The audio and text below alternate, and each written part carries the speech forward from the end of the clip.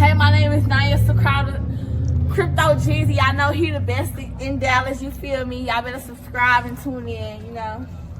Then walk off. That's all you gotta do. Let them see. Let them see what they. There we go.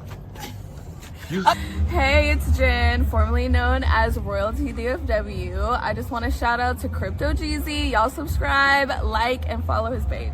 Hey, it's your girl Anya Monique, and I'm here to tell you that you need to go and subscribe to Crypto Geezy. That's my dog. We the mob, just like Goodfellas. Open her like a dresser. Gave her back, I could've kept her. She said I make her wetter. She want a cup, but I won't let her. Play about my money. Lead them boys on a stretcher. Money on my mind. I'm just trying to get my check up. What's sound? We got Crypto Geezy in the building. Y'all know we back with another one. Hard work does pay off. Before I go any further, I'm gonna let y'all know how I do. I let the person introduce yourself. Can you tell us who you are? Yeah, man, I'm Rasheed Out Magnolia. Body, you heard me? Okay, so I don't have to ask where you're from because you already said it. Yeah, You dig? already know. We're gonna just get straight to this. Can you, for the people that don't know, what is your relation to the Millers? Let's go straight to it. Oh, okay. The Millers, that's my first cousins, man. My first cousin, Master P, CMurder, Silk Shaka, Jared, all them. That's my first cousins, man. All right. Do you come from a large family? Yeah, I do. I do come from a very large family.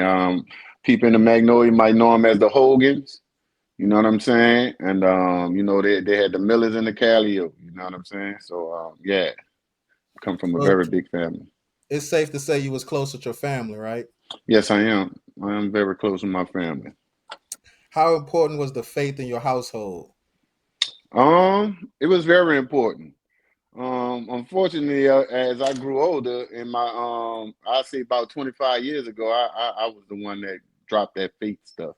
So, Okay, all right. but yeah, it was very big in my family though. So let's ask this question. Starting off, back then, was your family well off, or was y'all a family of like struggling, poverty? Um, I wouldn't say we was just well off, but I'm gonna just be like this. When I was young, I went. I didn't realize we was poor until I got older and had kids myself. You see what I'm Right. saying? But I was a happy kid. I had a happy life, man. And was fortunate enough to have something. I had four brothers. I had four little brothers. So a lot of times early on, when me and my brother that's right next to me, we did have to share things. You know, you got an Atari. It was for both of us or some shit like that. You know what I'm saying? But we had some things, man. You know. I was a spoiled kid by my grandmother though. My grandmother Okay. spoiled me, so I that's what made me seem like I really helped my mom out when I was a young kid. So Okay. So let's just ask this: growing up, for the people that don't know, I know we just gotta let the people that don't know. Growing up in New Orleans, in the Magnolia, did you feel like you had to stay on guard and watch over your shoulder? um not necessarily, because when you was in the projects, you was kind of protected by the projects. So people inside the projects, you had your little quarrels with them, but that's about it. But it wasn't not have to look over your shoulder once we was at home. And I stayed on the front too. So we was on beam all day. So I wouldn't say we necessarily had to watch over our shoulders unless we got into beef with somebody. Okay. What's the age difference between you, CMurder, P, and Silk?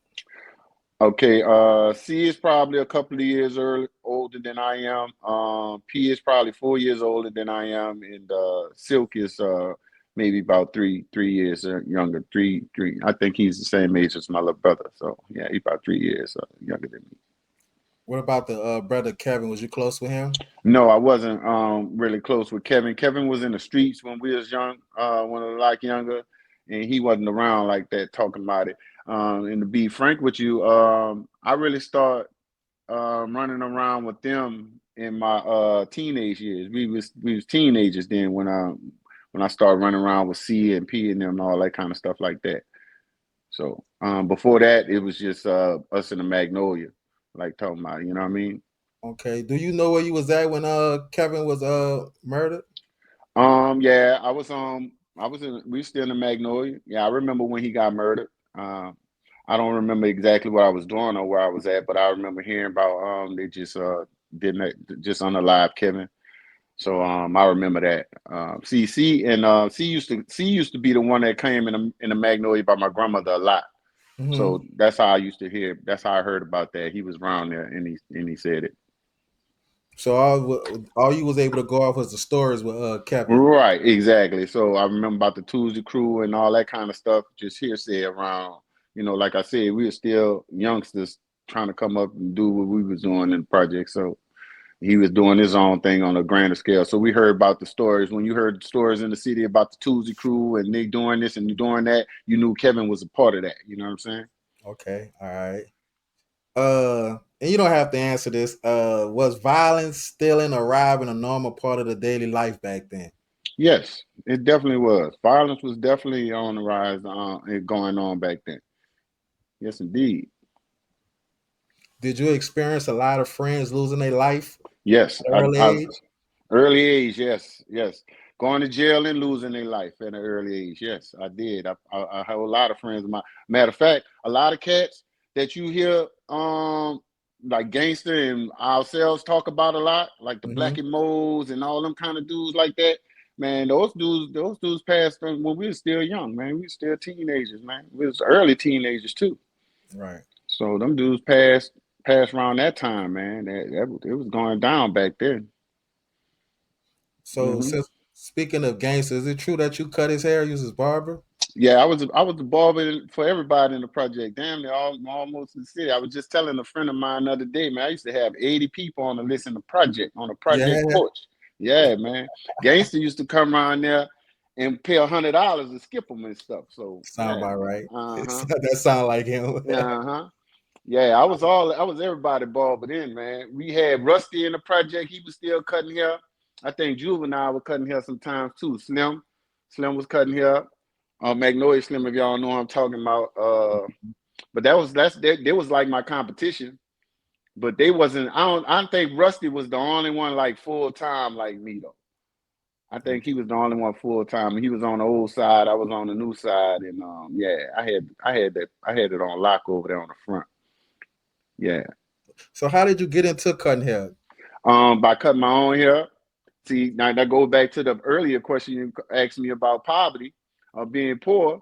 Shit, Mm-hmm. my mama had no money to keep going, bring me to the barbershop. So she bought me some clippers. We went to Walgreens, got some little clippers right quick. And I was up in there adjusting these one pair of clippers, the big ones, you know what I'm saying, to be an edger Yeah. and to cut my hair.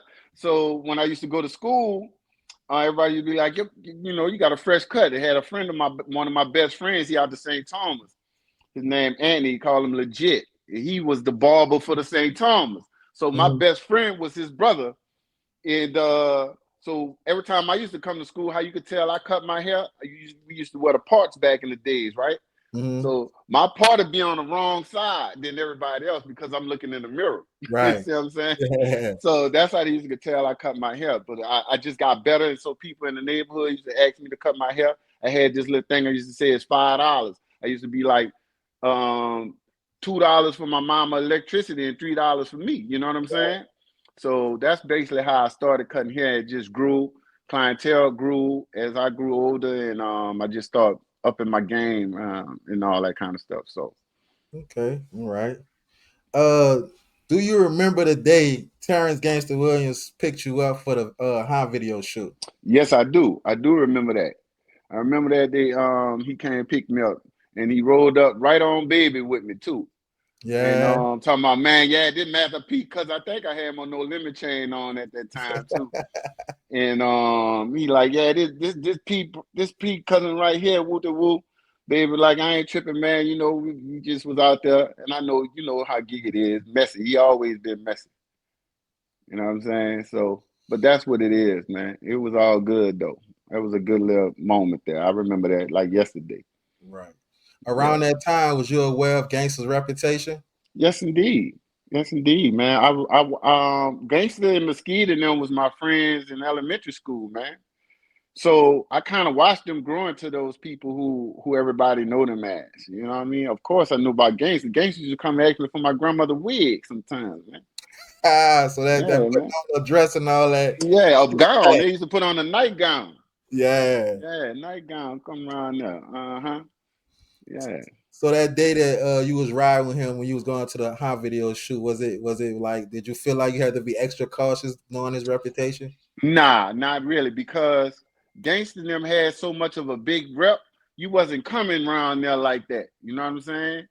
And then I was still ignorant then. You know, I ain't know no better, so I didn't care. If something would have went down, it just would have went down. You know what I mean? So that's the other element of it. I damn sure knowing what I know now. Oh hell no, I'm not coming with you, bro. You know what I'm saying? Because after a while, cutting Gangsta hair on my porch that wasn't a good idea. You know, he's sitting up under my cape with two guns, a Uzi and shit all on him, and I got my gat. So nah, man, we gonna do some house calls. Nah, him and Stone, man. Him and Stone turned into house calls, man. I had to go do house calls for them. That makes but sense. I definitely was aware of what was going on around there. Yeah. Around that time, was you aware of the songs that mentioned Gangster? Yes. That he was in? Of course. Yeah, of course I did. The whole hot boy thing, they took it and ran with it from off my porch. You know what I'm saying? See, we used to hang on a porch. I don't know if you know Marcelo. Mr. Marcelo, he stayed right next door to me. It was me, Mr. Marcelo, my cousin Gennaro, my cousin New. And we used to be on the front like that. Like I said, I cut on porch. Man, everybody was on my porch. If you were somebody, you came around there because that you would call that Shine Street, which that Shine Street is in the St. Thomas. But yeah, but that I stayed on Toledano where Popeyes at, Toledano and Claiborne. So it was Front Street. Mardi Gras time, everybody come up that damn street to get to St. Charles Street, man. I was on Front Street all the time. I cut people hair like Wynton Marcellus. His brother, I can't remember his name.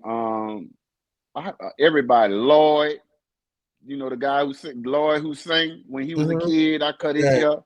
You know what I'm saying? Yeah, man. So it was on Front Street, and the girls used to pull up on the porch. I want to say Jasadis and them had a song with Dart, MC Dart. They had a song called Hey P Poppers or some shit around that time. It used to come on at a hot 88. So I think females caught wind that Jasadis stayed on the front of the Magnolia Project. So he used to always come past up the street and say, there go them hot boys, them hot pepper boys. That's actually what he used to say. He used to say hot pepper boys. And then my cousin New, he went actually got a jalapeno pepper on him. I think he the first one. I told Gangster this. New was the first one to get that jalapeno pepper on him. Okay. You feel me? For his hot boys, right? And by him coming on the front and getting his haircut, his ass flags the damn females down now. So they start calling them dudes hot boy. He started running with the hot boy stuff. I think somebody told him, man, y'all hot boys, and they just ran with it. And they blew the shit up. And next thing you know, we start hearing it in the song, we start hearing it in the music and all that. But they've been rapping. UNLV was rapping about Gangsta and them. BG was young. Magnolia Slim, they was all young rap. When they first got their little tapes out, they was already talking about them dudes, man. But around that time, was you aware of him and Baby relationship? Yes, I did. See, I knew Baby from hanging with what you call him out, Willow Coat. I got a blank. I'm drawing a blank in my head. You know, that's too many weeds ago. KC. KC, yeah, you know what I'm saying? So KC ran, you know, I know KC from my uncle in them days and shit. You know what I'm saying? KC been a staple in the Magnolia Project. You feel me? And I used to see Baby and them around the time with my cousin Jerry and them and Bambi and them and all them cats used to have the MB5s and shit. And I used to see his young ass come around there when them dudes was the man then. You know what I'm saying? So I knew gangster affiliation with Baby then. Okay. Around that time, was No Limit based out of New Orleans or California? They wasn't never based out of New Orleans. No Limit was never based out of New Orleans. It started out in California, Richmond, California. So yeah, they never. you could say we came back to New Orleans and start getting some action from the city is when Bowdy came out, when I'm Bowdy came out. Okay. Mm-hmm. Did you work for No Limit Rap or just was part of the entourage? I didn't rap. You could say I work. I started off as a barber. See, my mama passed in '96, and that was like the same year P blew up. See, we was out here in Houston. My uncle was helping him along, getting on too. See, he went from Houston first, dealing with Jay Prince, starting a label. And then they went to Richmond, California, and got it popping. When hooked up with E40 and them, Spice One, Tupac, all them kind of people. Spice One was the man then. Tupac was opening up for him, was the hype man for him and stuff. And P them was letting E40 and them was letting P them open up. You know what I'm saying? And they really taught him the game. You feel me? They started really learning the music game, man. Then they came back home with it around, like I said, around a little bit of the Ice Cream Man. But they was flying the CD out the window when I came home with Ice Cream Man. You feel Right. me? You dig? They wasn't feeling that. They wasn't feeling it. It was too new to them, and it was West Coast. It was New Orleans cats talking West Coast shit. Right. You know what I'm saying? So they wasn't really feeling that. I literally had friends of mine flying shit out the window. Like, nah, we ain't listening to that rock. You know what I'm saying? Yeah. But they came around when Body came out. Okay. So when it comes to No Limit, who was your top two favorite No Limit rappers? My top two favorite No Limit rappers are gonna be Mystical and Soulja Slim. And I can put an asterisk by Slim because Slim wasn't that long in it. So C will be the next one. Okay. Was it one of the? I know you was in the studio sessions. Was it one time you just was amazed at seeing somebody from No Limit in the studio put a song together? Well, not necessarily, because a lot of the cats who was on No Limit, they was already rapping to me already in the city. You know, you beating on the desk. Who used to beat on the desk in Corn. Him and a close friend of mine, Johnny. Him and Johnny was real close. See, they was under me. You know, they was underclassmen. They was younger guys than I am, and so they used to rap on the wall. Slim used to beat on the chest. Him and Jaceda used to rap. Him and Marcelo used to rap all the time before they even had a tape. Right. So Juvenile, I already knew he was a rapper. All these cats was rapping in you know, but just Mac. My mama lived on Marlin Street, so Mac and them stayed around the corner on General Taylor, his grandmother. So he grew up under me. His cousin Thomas, that's my best friend too. You see what I'm saying? So a lot of these guys was already rapping in the neighborhood on the porch before the fame, before they even got a record deal or put something on the tape before. So it wasn't surprising to me. It was more fun to see it happening. And me personally, I used to be the one that P used to have to send somebody to come get me because it wasn't that interesting to me. You see what I'm saying? Yeah. It wasn't that interesting to me, and I wasn't a rapper, so I was trying to find other ways of getting money. You know what I'm Right. saying? And I wasn't a freeloading cat like Right. a lot of cats would be around somebody like that. So you either had to give me a title where I could look for my check, or else I was going back in the project. He literally used to send my boy Guillotine, man. Guillotine is you probably heard him running with Mystical. I I heard swing that with the name. guillotine running around nigga town. Yeah. Mhm. Shout out to my boy Guillotine, man, old father of foolishness. But yeah, him P used to actually literally send him in the St. Thomas to get me and put me on the airplane. Cause I wasn't about to be in that damn or bring me to Baton Rouge. I wasn't about to hang around these rappers. I ain't getting no money off y'all. Right. Like that. About to go. So is it anybody that was part of No Limit could thank you for being part of it? Hell yeah. Hell, all of them thank me for being part of it. Fuck, shit. Damn Skippy, man. If you would think I was an artist on No Limit, man. A Right. lot of what I would say the smaller artists on No Limit, Mm-hmm. they would tell you that Rock was like a artist. I lived like an artist on No Limit, man. And I wasn't nothing.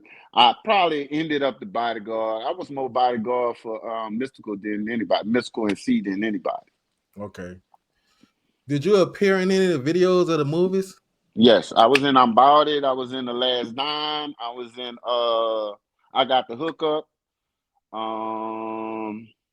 What's that other one with what that guy named Gone in 60 Seconds? Oh yeah. Yeah, we was in the jail scene. Whatever that guy named, that white boy. I know you talking about had the tax problems that Yeah, was. some Nicolas Cage. Yeah. Yeah. So Mhm. I was in those movies. And I Okay. was I think I was in a couple of videos. Ride to Eternity video. Woo Woo Hootie Hoo, whatever that is. I was in the background a lot of Make 'em Say I don't think I made the cut in that, but I was at that video shoot. I was Okay. at a few video shoots that are getting Fiend and Mystical's video shoot. A lot of them. I just wasn't. That wasn't me. Right. I wasn't a camera guy, being in front of the camera like that. It wasn't that exciting to me. Like I said, a lot of these cats was at home in the streets of New Orleans and rapping, so it wasn't. I didn't have that same outlook as they did when they came to the tank and did all that. Okay. So as the barber, you having barber skills? Did you cut on tour or were they when they catch you in the city? Yeah, I cut on tour. I cut when I was out of town. Yeah, only when we was out of town I cut their hair. Or when we was in Baton Rouge, we stayed in the Gates. We had a lot of P had bought a lot of condos for everybody, so that's probably why I did the most cutting. After a while, they thought they was just supposed to come get a cut. You know what I'm saying? Get the fuck. And I was like, nah, boy, it costs. Right. It still costs. What the hell you Mhm. mean? Yeah, I don't give a damn what check he giving me. You got to pay right now today. Right. You know what I'm saying? So I guess those people ventured off to their own barbers or whatever. But after a while, like I said, I started running hard with Mystical and them, man. We made us a little crew called Five Nigga Productions, and we was out here doing concerts. So most of the time I cut hair. I wouldn't say it necessarily was the barber. That was the initial thing though. Because when my mama passed, he just told me, bring your ID, man. You ain't got to bring no clothes or nothing. Bring your ID. Meet me at the airport 7 o'clock in the morning. We're gonna make you the barber. So I just showed up with my clippers. That's it. Mm-hmm. Okay. Moving to itchy topic. Do you remember where you was at when CMurder got arrested for the murder in the club? When he got Alleged arrested, murder. when he Yeah. got arrested, yeah, I was with him when he got arrested. We see the thing is, we had a fight a long time ago, early on in the game before we really got big with the guys with Loonies. The guys who saying I got five I on. got Yeah, they had a BMI convention in New Orleans, and they had a little show at House of Blues, and they was talking shit about us, right? Talking about somebody stole their music and all this kind of crap. So we started throwing Heineken bottles at their ass on stage. So of course they put us out, and they kind of they banned C from the House of Blues. See, they Okay. don't know who the hell I am. They know the person CMurder, right? So Mm-hmm. I still could go to the House of Blues, of course, because you don't know who the hell I am. So I think Magnolia Slim had an album release party or something. And it was at the House of Blues. So C was like, fuck that, we still going. So we pulls up around there, and I think this was like a week after that incident, and we go up in there and they arrest C for trespassing. And that's when Harry Lee came, got him from Orleans and charged him with the murder. But I was with him that night too when that happened too. How did that moment affect you personally? I was just shocked. I just knew he was gonna be home. I know he didn't do it, and I just knew the facts behind it. You feel me? And I just thought he was gonna just come home, man. But you know, at that time, Harry Lee was that guy talking about Jefferson Parish always gonna get his man. You know what I'm saying? So Harry Lee was a motherfucker, man. Right. So Did you support CMurder staying active in the projects and having a unit back there? While he was known for selling millions of records and Did I support him? Yeah, I was with him. We was back there in the Calio, living in the project. Well, not necessarily living there, but we was hanging there all goddamn day. You So know what that I'm wasn't saying? his home. That was just when he came in the yo. When we came in the when we came in the Understood. city and had somewhere to rest at, chill out, just talk shit. That's where we was at. But we wasn't there all damn day long like that. Right. That was a sticky move spot. Yeah, man. It wasn't like that. But I was with him all the damn time when he came. When he came in the city, that's who he called. He'll call me and Wango, and we'll go meet him, and that's what's up. Was you in the courtroom when he got found guilty? I wasn't in the court. I didn't go to none of the courts. I didn't go to none of the court proceedings at all. I just was watching from afar. My auntie and them was keeping me posted on it, and my cousins and all that kind of stuff. I went, I had issues in New Orleans with the police my damn self, so I wasn't trying to be in no courtrooms. Right. Did that verdict bring your family closer? Or did kind of divided it? It brung us. We already was a close knit family, so it ain't never divide anything. It just was more shocking to everyone than anything. You know what I mean? And let me just set something clear, man. People like to run with that narrative about who he was running with in the Calio and hanging in the Calio and all that. Man, she was still doing music, man. He was really getting them same dudes who everybody talk about, opportunities to leave that shit alone. Because I could tell you one damn thing, a lot of shit had calmed down around the time when C was running with them dudes, man. You feel me? And so it wasn't like that. But our family always was close knit, and everybody supported C in it. Nobody, despite what you may hear, even with his brother with P was just being making PR moves. Put it like that. That was PR moves when you heard P in interviews and on the radio saying X, Y, Z about C and about the case and whatever.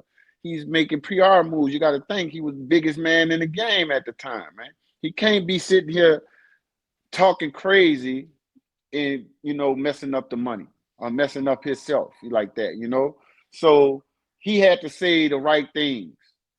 Now, granted, one time on the radio out here, I ain't like what he had to say. And I told him about that after he was over with too. But for the most part, we was always close. P always supported his brother. And but the same narrative came out with P, not same thing with Slim and Mac, you know what I'm saying? So it trickled down to his brother too. Okay. So I know you heard that. Yeah. You know what I mean? Yeah. Do you still talk to CMurder or visit him? I haven't visited him in a minute. I talked to him through my family, my little cousin Donald, and my other cousin Farley and stuff like that. So he always sending a kite to me and saying, tell Rasheed when he come home, we gonna link up. I'm gonna come get him in XYZ. So I just sit in the gap. I'm the nonchalant cousin, man. I'm not into too much of that doubling down because it ain't gonna solve nothing. It ain't gonna make you feel better. It ain't gonna get you out.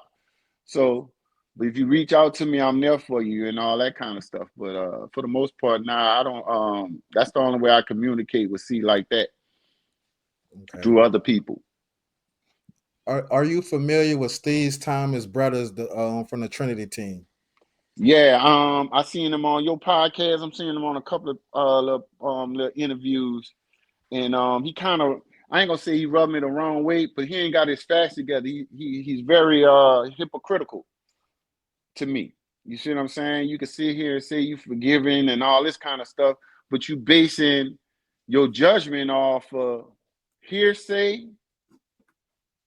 and just what you may think, how you feel. I think this is what I think. I may be assuming just what I think about dude. I think dude feel like he knows C ain't do it, but the fact that C don't want to say nothing about it, okay, well, you gotta, you want to play with dirt, you gotta get its germs in. You see what I'm saying? So you're gonna have to sit your ass up in there since you don't want to say nothing about what happened to my brother. And just when we talking about this, see, he get on these platforms and he talk about what C did and his brother this and his brother that. What he don't know, his brother is the one started all that shit in the club, man. His little brother got up there talking crazy to the wrong goddamn people. and he thought he was gonna get a pass. I don't know what he thought. He was high and mighty or whatever the hell he thought, but he went to talking crazy in there, and unfortunately, he lost his life. You know what I'm saying? And but it was a fight at first. You feel me? And we actually went to that club because they put on the radio. See, I mean, Soldier Slim had something at that club that night too. But they put C on the flyer. So C was like, "You gonna put me on a flyer? Where my money at?" You know what I'm saying? You trying to get people in the building off my name, off my likeness. So we went there to ask the people who run in the club, what's up with that? So they agreed to whatever. It's too late to bring the shit back. And as we walking out, that little boy talking about, man, F all these, whatever. He got words to say, and they jumped on him. He was with C was with some real steppers that night. You see what I'm saying? Everybody know these steppers is the same people who Gangster was beefing with. That's who he was with. Okay. You see what I'm saying? So that's what gonna happen to you when you doing stuff like that around them kind of people, man. That's just that's what I gotta say about it. You know what I mean? Now with that like that little bodyguard, that little bouncer they had, and that supposedly recanted his story and all this kind of stuff. That your boy talking about, he talked to him too now and all this stuff. Man, there's a whole lot of stuff, man. They was just trying to, like I said, Harold Lee was trying to get his man, and they pull out all the punches on him, man. Put all the punches on him, man. They was getting people. They had one time somebody, that's why he had so many chances in court, because everybody they was getting wasn't credible witnesses. So they was just coercing these people into saying something. And you got to look at this element, Geezy. When you in a club like that, in a situation like that, and something happens, who everybody in the club know? They don't know who the hell Wango is from who Rock is. They don't know who Rock is from who Boo is, and so on and so on and so on. They only know one goddamn person, CMurder. You see what I'm saying? And that's the same thing happened with Mac. You don't know Mac uncle. You don't know the entourage. You just know Mac. So when something happened like that, the name ringing is C. That was, matter of fact, that was my birthday that night. After that happened, we leave. I leave and go with my partner, my other partner, with Gillingham. I go meet Gillingham and Kenner somewhere at one of them damn clubs. I forget the name of the club. So I go in Kenner, and next thing you know, I can remember who it was. Mo. P-Town Mo. P-Town Mo come walking up in there, and P-Town Mo see my boy Gillian like, man, CMurder just killed somebody at the club over there across the river. First thing I'm on my mind, man, C ain't do that, man. Y'all need to kill that shit right now, because there's going to be a whole room out. And that's what happened, man. It had a room out saying that C was the one did it. I think that was on a Sunday or Saturday. And it was Wade Thursday when you pick up C from a trespassing charge in the House of Blues. So if it was so much CMurder and you had eyewitnesses, why you didn't get CMurder the second? Why you put a warrant out for his arrest? Why? Why you didn't do none of that? You know, so that's my issue with that guy, man. He just get on there. He ran about what he heard in jail and what somebody told him, the situation with Flowers. We talking about they was gonna accept his confession, right? They said he was gonna accept Flowers' confession, but then they came back and said, well, we gonna accept your confession, but we going for the death penalty. What else you think a motherfucker gonna do if you tell him you gonna give him the death penalty?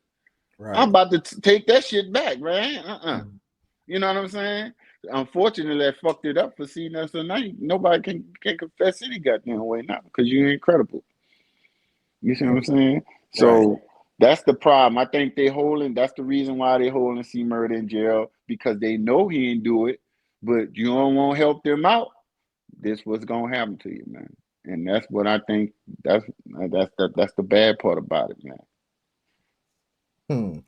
Do you feel the interviews with George Thomas impact your family emotionally? Yes, I think it affects his daughters emotionally, and mostly because that's the ones who missing him in their life right now. You know what I'm saying? And they really want him to come home. So I think it's definitely messing with them because it's doubling down on him coming home, not coming home, man. You know, and that's what you need in cases like that. When I even heard, I don't know if it's true, and I'm trying to remember if that guy said that on when you interviewed him. I heard that his mom and them, the little boy mom and them, um was like understanding that C didn't do it, but they still he know who did it. So I don't know how true that is either. I heard that early on once before, but yeah, I think at some point him doing these interviews is affecting them in a way. Yeah. And But one it just not to cut you off, it just go pisses ahead. me off when I hear that shit though, man. When I be like, come on, man, you don't know what you're talking about, and you just basing your judgment off of hearsay and keep talking about with the facts in court. It's 10-2. Facts in court? You really going by what happened in court? It was a 10-2 judgment. You see what I'm saying? With a whole bunch of mess in it. People recanting stories, non-credible witnesses, and all this kind of stuff, man. And you just basing it. So basically, a street. I figured he was in the streets at some point, and you were sitting here putting all your marbles in the justice system basket. Come on, man. You know how them people is against us. So you can't sit here on no platform talk about, oh, the paperwork this, the paperwork that, court this, court that. Come on, man. Them people fucking railroaded that man. Speaking of the 10-2, what's your thoughts on that? They just denied it again. The tattoo? The 10-2, yeah, the 10-2. The 10-2, yeah, that's Louisiana. That's an old Jim Crow law. Louisiana not shaking that. They're not gonna shake that. They got too many convictions on that. They feel like if they gotta exonerate one person for it, then they got to do a whole bunch of people, man. You know how many people in jail off that crap in Louisiana? It's crazy. So that's the reason why they ain't never gonna deal with it. Shout out to Geezy P going out there to try to, fight for it, but that shit ain't happening, man. They got too much they gonna have to backtrack too much. In one of the interviews, it was said that Steve's family was awarded $2 million. What's your family take on that? That was something new. I heard that on your interview. I was like, oh, for real? He was awarded $2 million. Didn't he say he didn't get it, huh? Nah. Yeah, exactly. That's why I don't believe that. I don't remember that. I ain't seen that. I did look it up though when I was watching y'all interview. So it is some kind of truth to it. But I never heard that. I ain't even hear nothing about no civil suit for that. So I never heard that. So was it anything in the interviews that you heard that was false? Not necessarily. Not necessarily. What really caught my attention on the interview is when he was specifically talking about C and why he thinks C guilty and all this kind of stuff.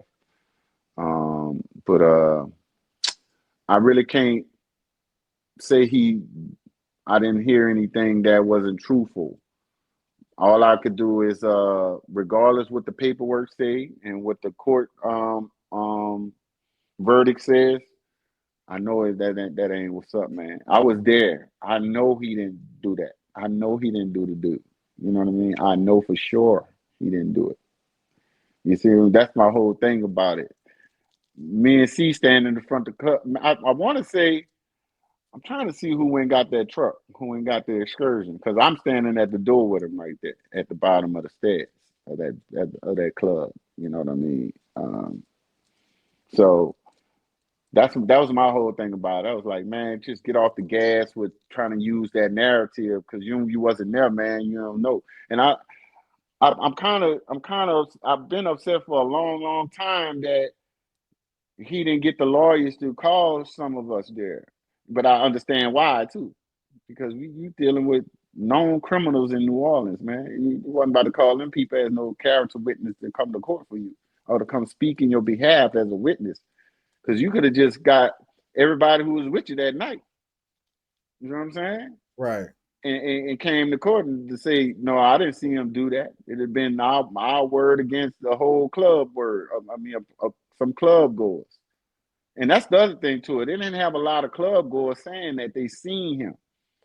You got the bodyguard, the whoever the security at the club talking about they saw him do it. But then the police coerced them into doing that kind of stuff, saying that stuff. That was the big thing. I thought he was gonna come home from that. But then you had your boy on there talking about he talked to the dude and the dude recanted it again. So we don't know where we at with the shit, man. Right. Is your family still hopeful of fighting for CMurder's release? Yes, indeed. Yes, indeed, man. We all hopeful. We all hopeful for his release, man. It's just timing. It's just timing. I really hope he come home. I hope they release him. But man, my experience with the system, bro, some people want you to tell, man. They want to destroy C in some kind of way. They don't want to just let him walk free. So they trying to force his hand to say something. And what you know what they're gonna do? They're gonna well, maybe not today, but hey, I don't know, man. It's just bad. They got the dude messed up. I wish he talked more though. I wish he would speak up for himself. I wish he would have spoke up for himself a long time ago. That's just my personal opinion on it. I would have. I don't give a damn what nobody would have said. Shit, fuck that. I'm not about to lose my livelihood and lose my damn family over somebody else dead, man. Just can't do that. In one of the interviews, George Thomas said he just wanted to sit down with CMurder, and he says CMurder denied every request. Why do you think he don't want to sit down and talk to him? I'm like, what's the talk about? You gonna let me free? I don't know. That's something I have to ask him. That's a good question, man. And that's something I probably want to ask him. Why you don't want to talk to dude? Maybe you can get some resolve. And I don't know even if them people go there, if his mom and him, himself, his brother, his other brother who got an issue with it too. If all of them go down there and say, man, you know, we forgive him, we believe he not the one who did it, I don't think them people still gonna let C go, man. They're not gonna let C go. He said in one of the interviews that the lawyer that that's supposed to have the money, well now he's under investigation. But he said they wanted them to sign out for data, and then once he get released, they was gonna give him the money. Oh, really? See, I don't know nothing about all the lawyer talk and all that stuff. They ain't got no money to be doing that anyway. What kind of money they talking about? These $2 million? Yeah, they said. So what's the point of that though? With the guy, so your family gonna take $2 million, but your brother ain't here. So you gonna let C go? See, that's how you know that where you at with it, man. You want some compensation for you to say, okay, he could be released. So what is it? You believe he unalive your brother or not?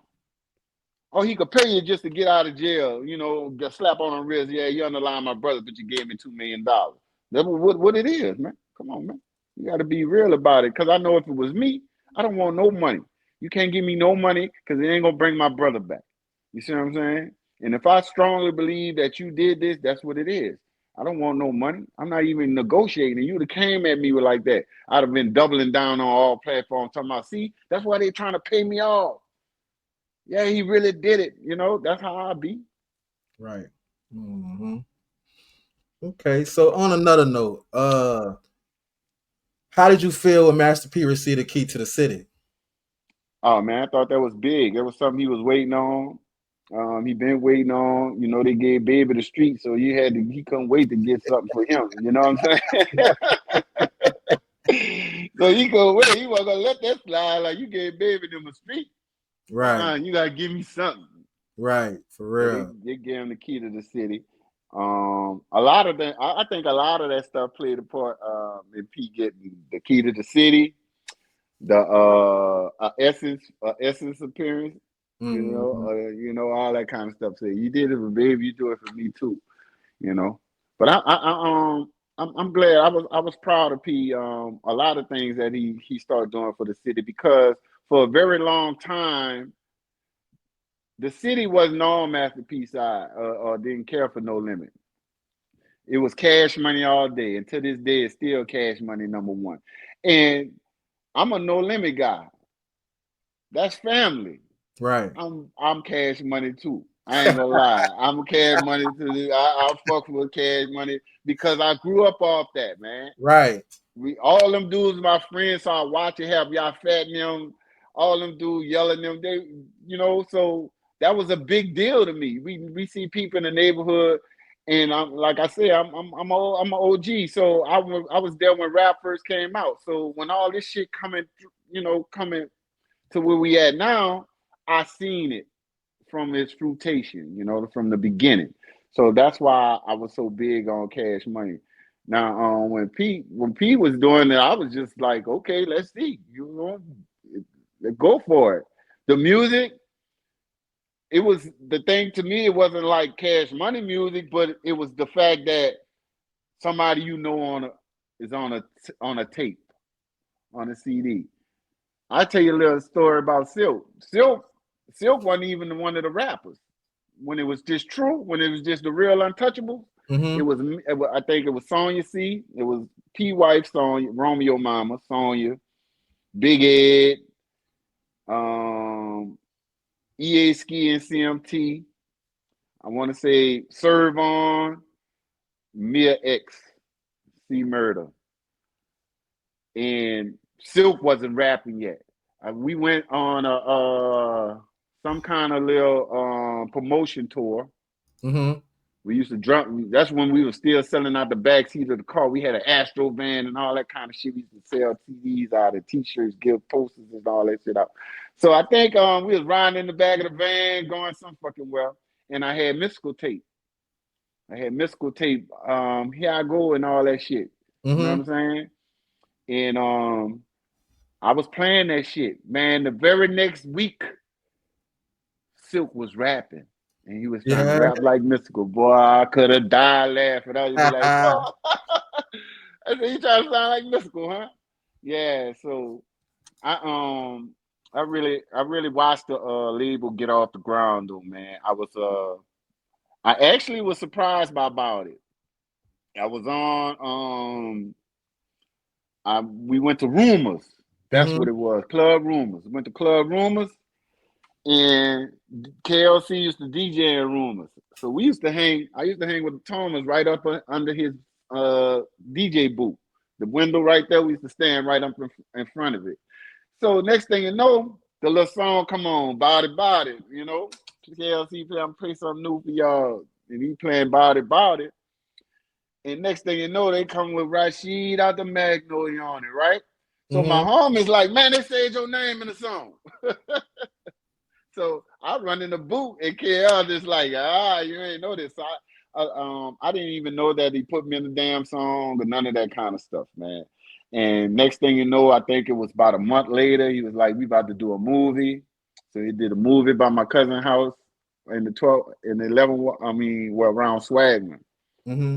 Around Swagman. So after that, man, I just saw motherfucker about to blow up, We just saw it blow up from there, man. And like I said, my mama passed that same year. He was like, man, come on, let's go. And I seen firsthand No Limit take off and was one of the biggest labels in the game. And man was bigger than Jay-Z.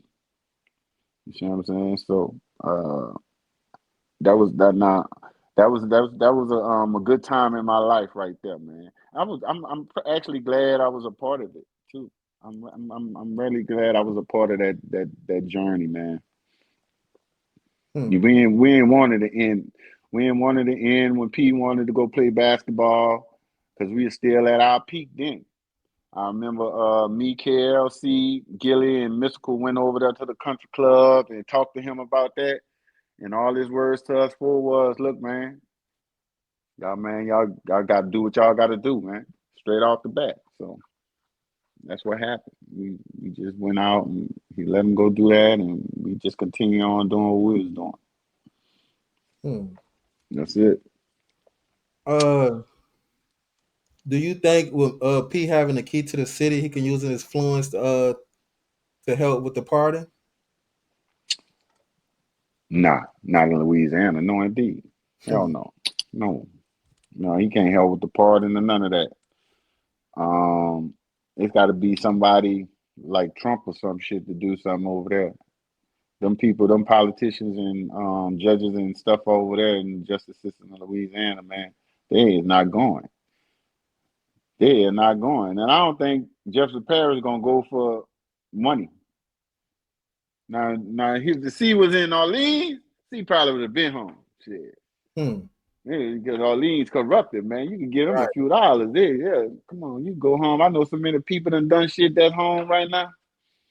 Shit, bunch of people. They ain't even had no goddamn money. You just had little money then. He said, You "Live could pay, one." yeah, little money, man. Yeah, little money. You could pay them off, pay the judge off, pay one of them lawyers, and they go talk to them judge. They'll come back and tell you, look, man, just give them this much and buy these 2 bottles of wine for them. Yeah, I've done that before. So that's how I know. I know for sure. Shit, look, you pay them that little fee and buy them that bottle of wine right there. One of them just like lottery tickets. When lottery came out, he just like pick fours or some shit. Right. Yeah, go get him some of them. Go get you out. So, but If yeah, CMurder was released tomorrow, what would you think his mission to be? Rap or to uplift the youth? both. I can guarantee you he will use his platform to uplift the youth. Definitely, most definitely. That'll be the right thing to do. C is well rehabilitated from this. C wasn't no bad guy when he was home though like that, man. C was just like anybody else, man. If you cross the damn line, you have to handle your business. So that's just how it was. I hear Gangster talk about when they ask him about CMurder, and he be quick to say he wasn't no street or Master P either. I would say P is way older than you. So you really don't. I don't even really know how much he was doing and what he was doing in the streets. But I could tell you when them dudes was in California, when we was in California, it was a whole different picture. I ain't gotta elaborate on what was going on out there, but that's the reason why gangsters don't know what the hell. See, I even saw Baby in a Birdman in an interview recently with Nick Cannon, and Nick asked him the same question, and he was like, "Man, I don't know where them dudes come from with that stuff. They did their thing in California." And I was like, that's a true statement. That's exactly why you don't know, baby, because they wasn't home doing the shit. They wouldn't. Me, frankly, if it's stuff stem from home, they wouldn't. No Limit wouldn't be a biggest label like it was. You wouldn't have sold no 100 million records in a year and all that kind of shit. I don't think it would have. I think going from California route really blew him up. Even in that interview with Birdman and Nick Cannon, you could hear from Nick telling you, man, when y'all was doing y'all thing, but when P and them came out, P went to the masses across the country when Cash Money still was regional. And I can remember that because I was sitting in offices out there, in priority offices. Now, that's the one thing I'm gonna talk about. I wanna mention. Baby said when they went to priority, they came up in there and told him, P said if they sign you, he leaving. I think that's cap. Yeah. Yeah, that's cap because that wasn't the conversations they was having up there, man. That wasn't that would have been big news, man. And frankly, the way he had it over there, them dudes wouldn't have told Baby that. Because if he would have said that, he would have said, don't tell that man I said that shit too. See what I'm saying? So if he got that much power, he did have that much power now. I could definitely attest to that. Because he went over there and took it over from Ice Cube. Ice Cube was the man at priority when P got there. Yeah. And Cube was mad because they gave P the front office.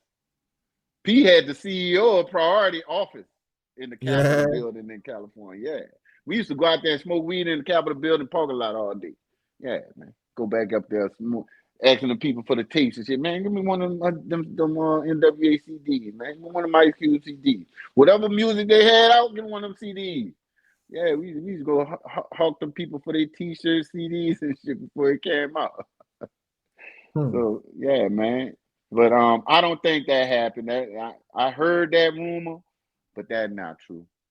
Cause the way P would have said that. P would have said, "Man, I'm straight up in front of everybody. Look, you sign them niggas, I'm out. We out, straight up." So everybody would have knew about that on the tank. Right. We would have knew about that shit immediately. Okay.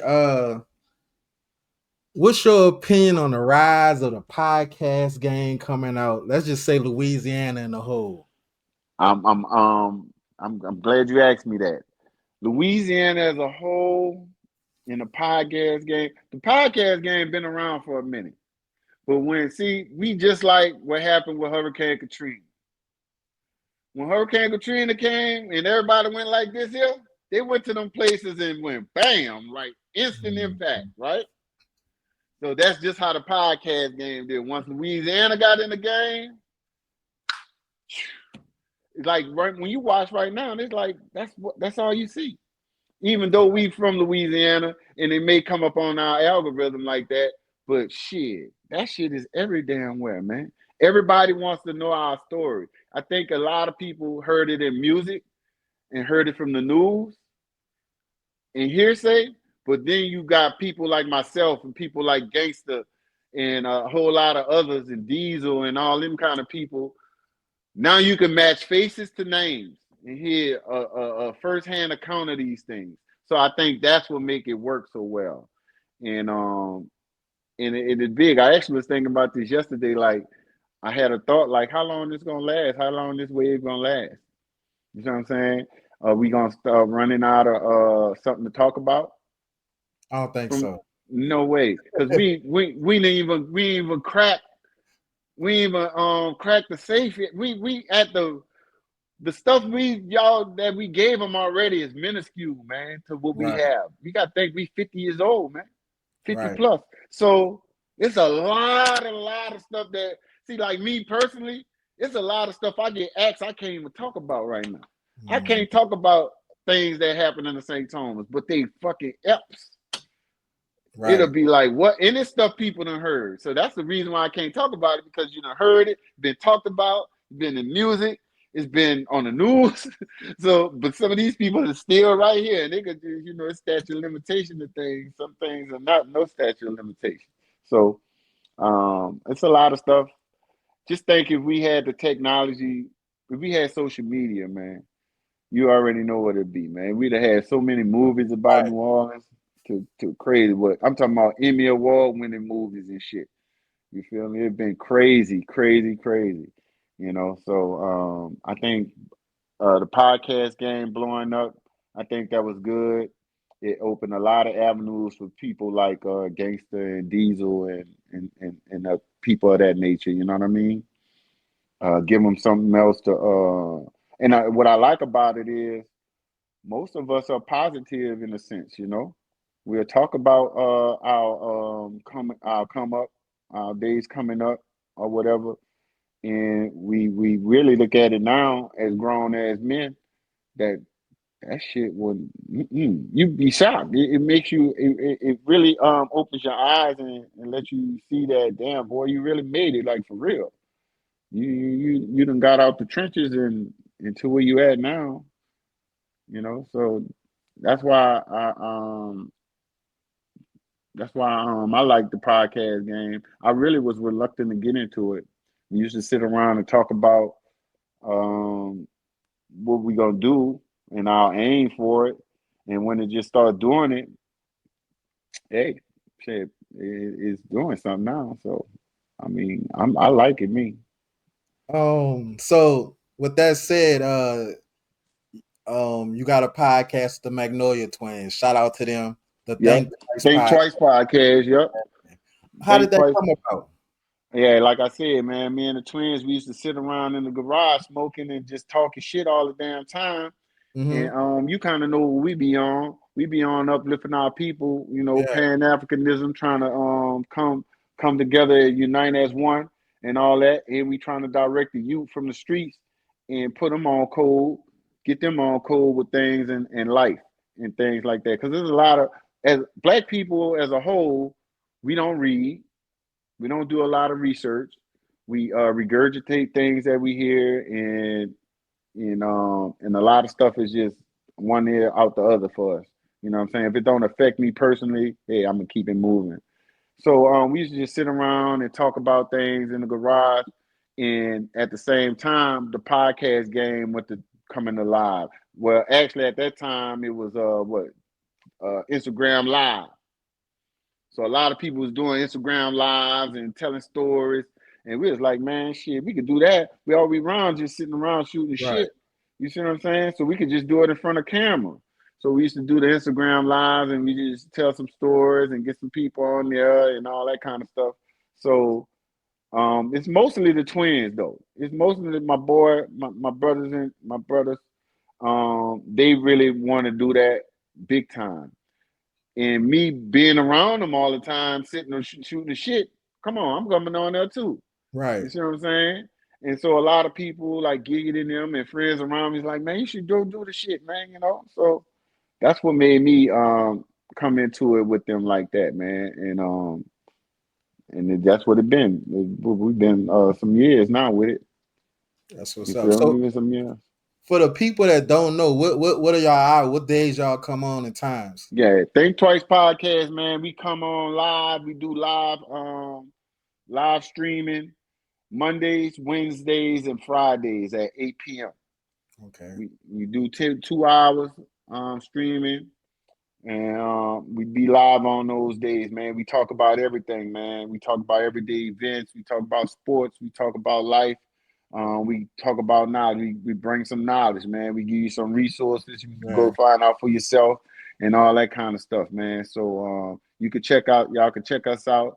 We do post videos and all that kind of stuff for y'all entertainment and all that kind of stuff, man. Come on there, check us out, man. Subscribe to it. And hit that notification bell when we come on, man. Crypto Geezy, that's one of our partners in crime, man. You know what I'm saying? He always show love, man. He give us a lot of game on how to do this podcast thing, and I appreciate you for that, brother. You know what I'm saying? Mm-hmm. And yeah, man, you know what it is. Check us out. With that said, brothers, you want to give out any social medias, anything where they can reach you at? Yeah, y'all can reach me, like I said, at Think Twice Podcast on YouTube, Think Twice Podcast on Instagram, Rock 504 on Instagram. Yeah, and holler at me, man. All right, well, I want to thank you for coming. Definitely I gotta come up. I know the homie just told me today he's trying to make a move, come pull up, and I'm trying to see if I can make that move, bro. Because I've been wanting to come up there and get that blessing, bro. Shout out man. to you. Thank you for coming, bro. I want to thank the homie for even setting this, aligning this up, Terren Gangster Williams. But then thank you for being one call. That's all, and it was done. For sure, man. Shout out to your team, the Magnolia twins, bro. I like what y'all doing over there. It's number love and respect. And we doing it for that city, man. We gotta put it up. Yeah, for sure. We're gonna put it up for the city all day, man. 504 to the bone bristle, man. Yeah. You know what I'm saying? That said, man, thank you for coming. You already know I'm one call away, bro. Thank you for your time, man. Y'all got it, bro. Rasheed Out Magnolia. Let's go. Let's go, man.